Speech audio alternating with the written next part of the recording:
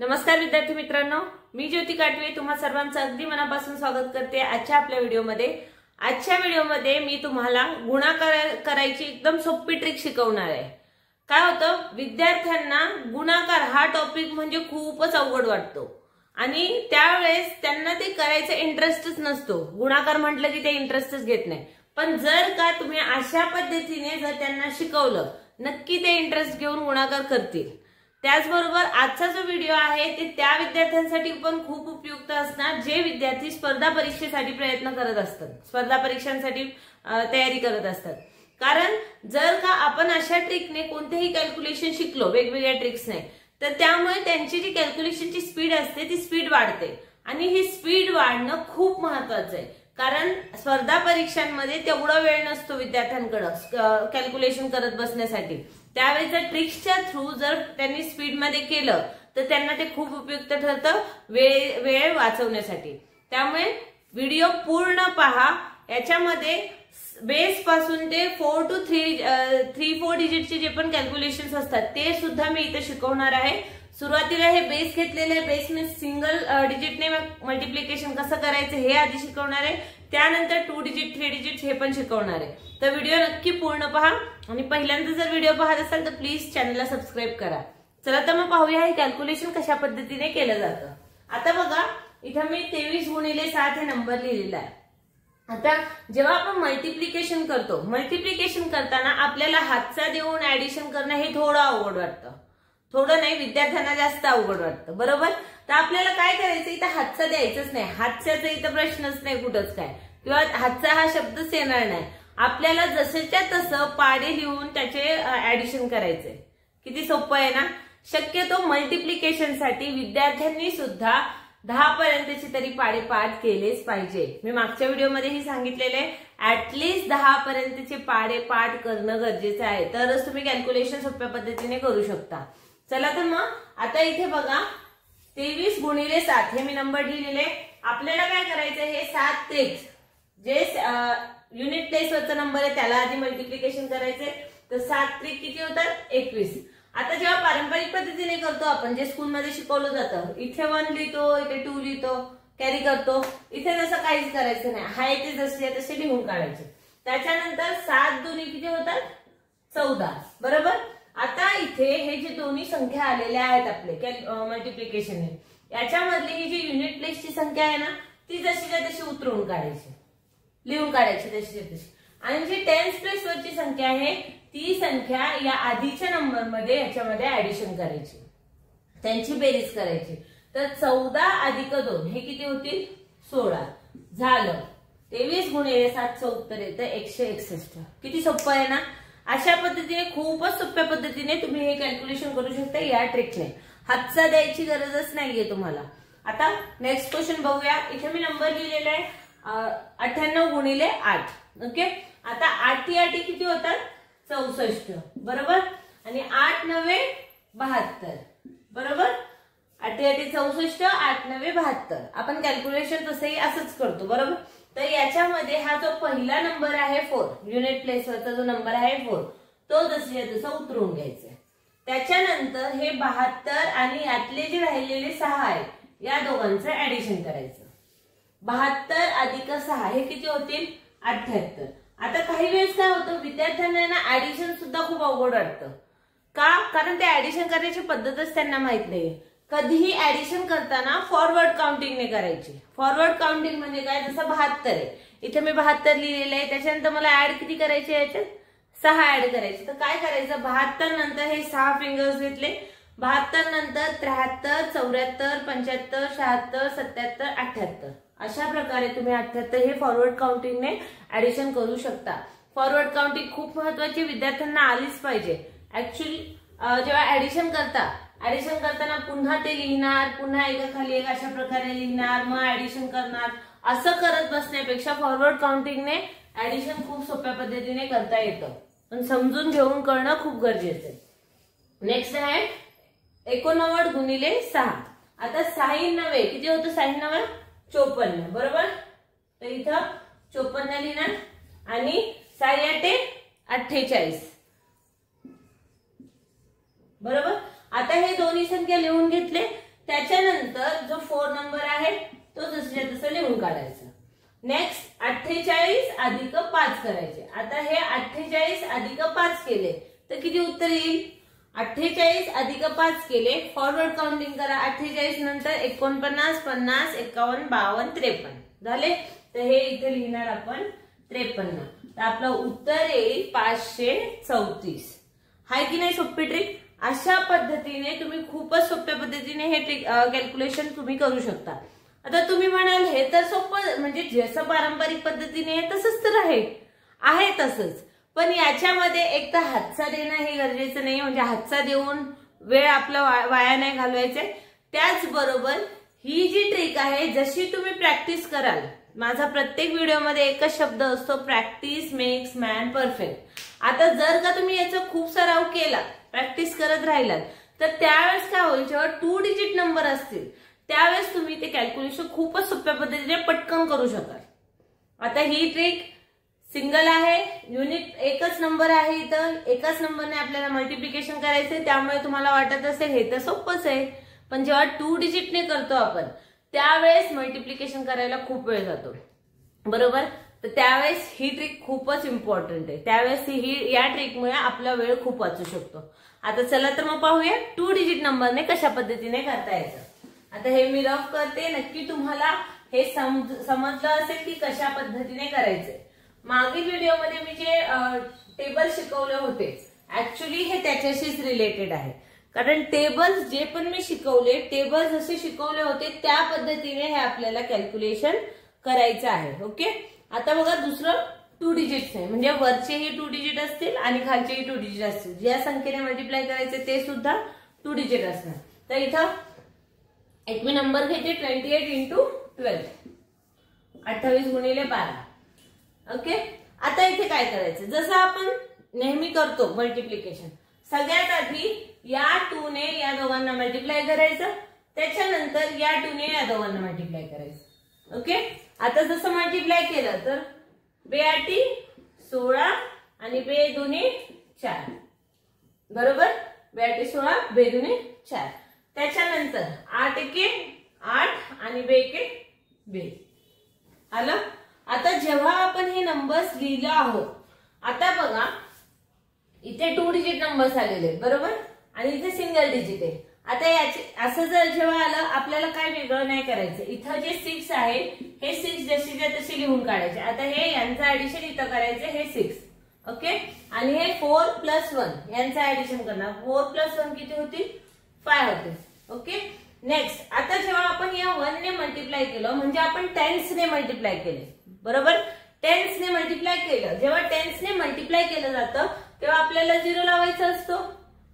जसं त्याच्यामध्ये लावायचं तसंच 0 लावायचं. त्याच्यानंतर हे जे 8 आहे हे 8 इथं 5च्या खाली लिहिणार, आणि हे 2 जे आहे हे 2 5च्या आधी लिहिणार. अशा प्रकारे हे मांडणी करणं गरजेचं आहे. जर तुम्ही या मांडणीच्या वेळेस जर चुकलात तर तुमचं उत्तर नक्की चुकेल. त्यामुळे जेव्हा आपण सेकंड नंबरने मल्टिप्लिकेशन करतो त्याचं उत्तर लिहायच्या आधी युनिट प्लेस मध्ये खाली इथं 0 लिहायचं.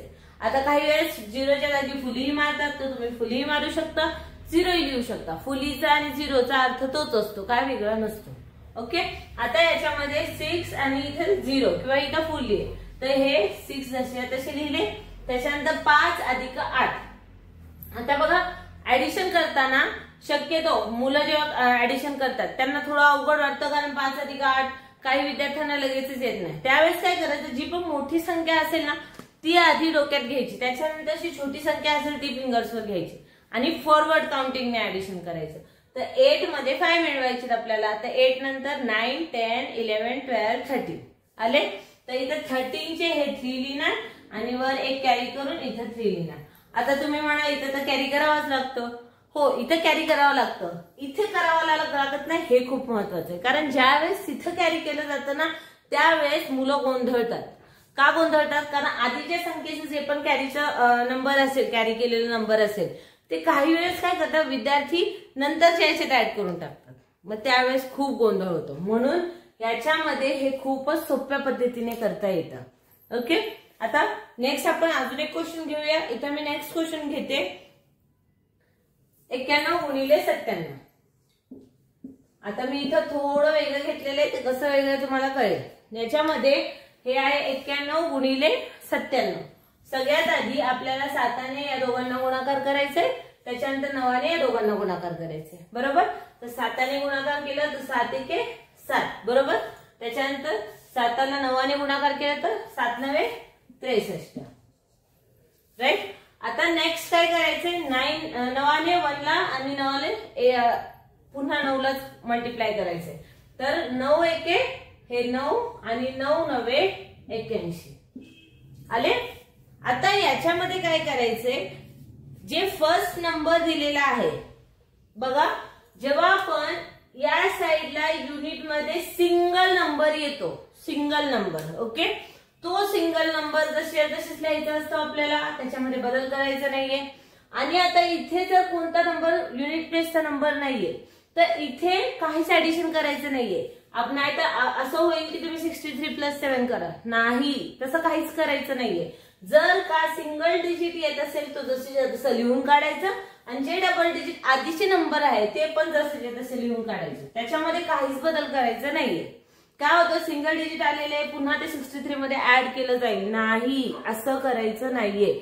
आपल्याला जर का युनिट प्लेसवरचे मल्टिप्लिकेशनने सिंगल डिजिट येत असेल आणि टेन्स प्लेसवर डबल डिजिट असेल ते तसेच लिहून काढायचे, त्याच्यामध्ये बदल करायचं नाहीये. ओके. म्हणजे तिथं आन्सर आपलं काय येतं, 637. राईट. आता काय करणार, हे 9 जे आहे ते 9 आपल्याला कुठे लिहायचे, आता 9 आपल्याला इथं लिहायचे 3च्या खाली. आता 7च्या खाली फुली मारायची, म्हणजे किंवा फुली मारा की 0 लिहा, अर्थ त्याचा एकच होतो. आता 81 जे आहे ते 81 पुढे जसे लिहून काढायचे. 1 हे 6च्या खाली येतील आणि 8 हे सिंगल येतील. आता याच्यामध्ये यांचं ऍडिशन करा. ओके. आता 7 मध्ये 0 येते, हे 7च येतील.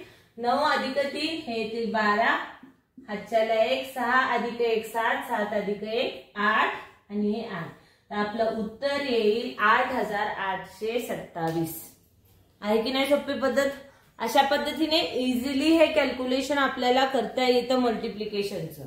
आता नेक्स्ट अजून एक क्वेश्चन मी घेते. इथे नक्की तुम्हाला हे टॉपिक समजलं असेल, कॅल्क्युलेशनची पद्धत समजली असेल. जो मी आधीचा व्हिडिओ अपलोड केलेला आहे टेबल्सचा, हे त्याच्याशीच कनेक्टेड आहे. टेबल ज्या पद्धतीने आपण लिहितो त्या पद्धतीने मल्टिप्लिकेशनला हे किती उपयुक्त आहे हे तुम्हाला योग्यरित्या समजावण्यासाठी म्हणून हा व्हिडिओ बनवण्यात आलेला आहे. नेक्स्ट क्वेश्चन मी घेते 77 × 54. आता हे घेतले 77 आणि हे 54. आता प्रत्येकामध्ये थोडं वेगळं आहे, ते तुम्हाला नक्कीच समजेल. आता इथं 4 7 किती येणार, 28. पुन्हा 4 7 28. बरोबर. नेक्स्ट आता हे 54 मधले 5 ने आपल्याला 5 ने आपल्याला मल्टिप्लाय करायचंय. तर 5 7 35 आणि 5 7 पुन्हा 35. बरोबर. आता हे दोन्ही पण नंबर आपण घेतले. त्याच्यानंतर आपल्याला काय करायचंय, 8 जो आहे हे दोन्ही संख्या जसेच लिहून काढायचे राईट हँड साइडचे. तर 8 सगळ्यात आधी जसे लिहिले आणि 28 अधिक 2 केले. 28 अधिक 2 केले तर हे येतील 30. बरोबर. नेक्स्ट आता हे 5 जे आहे हे कुठं लिहायचे आपल्याला हे 0च्या खाली लिहायचे आणि इथं मारायची फुली, कारण आपण टेन्सच्या नंबरचा मल्टिप्लिकेशन मध्ये जे आन्सर आले ते लिहितोय, त्यामुळे इथे 1 0 लावायचे आपल्याला किंवा फुली मारायची. आता याच्यामध्ये हे जे नंबर आहे 35 अधिक 3, तर 35 अधिक 3 यांची बेरीज करायची. 35 अधिक 3 किती येतील, 38. बरोबर. आता हे 8 आणि हे फुली जी मारलेली आहे 8च येईल. 0 अधिक 5 हे येतील 5. 8 अधिक 3 हे येतील 11. हातच्याला इथं 1 आणि 3 अधिक 1 हे येतील 4. आहे की नाही सोपं. अशा पद्धतीने खूपच सोप्या पद्धतीने हे कॅल्क्युलेशन आपल्याला करता येतं. याच्यासाठी महत्वाचं आहे सराव करणं. प्रॅक्टिस केलं तर आपण स्पीड मध्ये करू शकतो, प्रॅक्टिस नाही केली तर नाही येणार. ओके. नेक्स्ट आता हे झाले 2 डिजिट नंबर. आता पहा 3 डिजिट नंबरने कसं करायचं. आता 3 डिजिट नंबरचे थोडे वेगवेगळे सम्स घेऊन मग तुम्हाला सांगते की कसं करायचं ते. आता पहा याच्यामध्ये मी सगळ्यात आधी सिंगल डिजिटच घेते, मीन्स मल्टिप्लिकेशन वरती 3 4 डिजिट असतील खाली एकच असेल तसं. समजा मी इथे घेईल 120 मल्टिप्लाय बाय 6. ओके. आता 6 आणि 0 ला गुणाकार केलं तर हे 0च येईल. 6 दुने येतील 12, 6 एके 6. बरोबर. आता इथे काय करायचे, हा जो 0 आहे ना, 0 जसे तसे लिहून घ्यायचे. त्याच्यानंतर इथे 12 मधले 2 जे आहेत ते 2 जसे तसे लिहायचे. आणि जो 1 आहे, फर्स्ट जो नंबर आलेला आहे, फक्त त्या नंबरला पुढच्या संख्येमध्ये बेरीज करायची आहे. नाहीतर तुम्ही असं कराल की 12 अधिक 6 कराल आणि मला म्हणाल की तुम्ही चुकीचं शिकवलं. नाही, असं करायचं नाहीये. तुम्हाला इथला जो नंबर आहे, सिंगल असो डबल असो, जर सिंगल डिजिट असेल तर काही हरकत नाहीये, पण जेव्हा डबल डिजिट येतो त्यावेळेस जे पण युनिट प्लेसवरचा, इथला सुद्धा युनिट प्लेसवरचा नंबर जसे तसंच उतरून काढायचा आहे.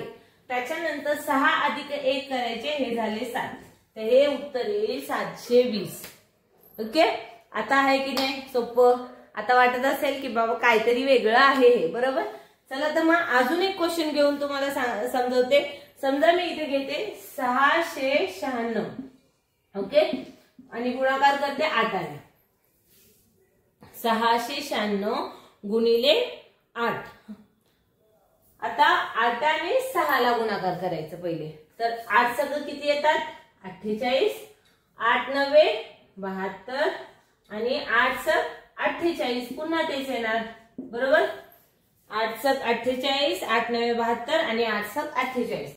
आता इथे काय लिहिले, 8 7 48. बरोबर. 8 7 48, 8 9 72, 8 7 48 हे झाले, लिहून घेतले.